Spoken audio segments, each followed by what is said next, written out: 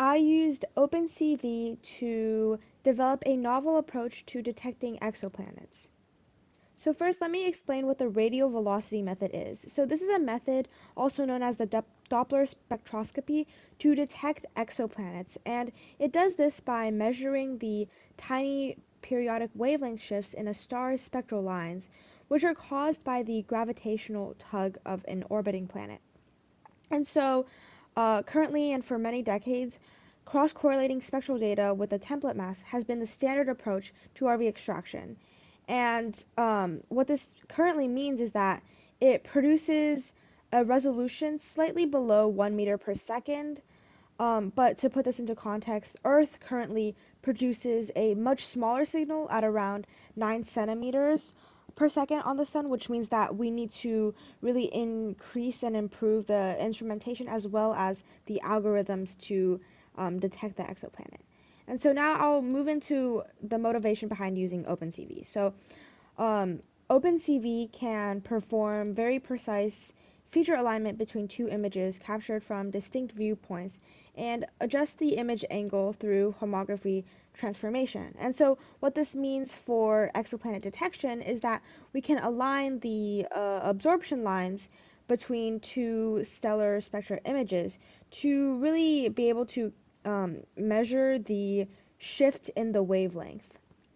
And so listed here is simply the procedures that I went through using OpenCV to build the images and also do feature detection. So notably, I use the sift function in OpenCV, and I also use OpenCV to calculate the homography transformation matrix, which was used to then calculate the radial velocity shift.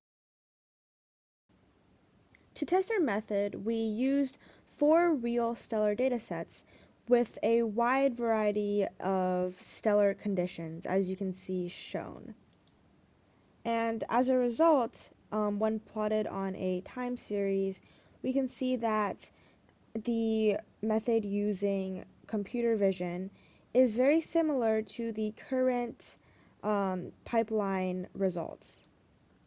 And also plotting on the Lomskargel periodogram, which plots the frequency for the orbit, we can see that it very closely corresponds to a time of around 42.36 days, which is exactly the known orbit of the planet around its star.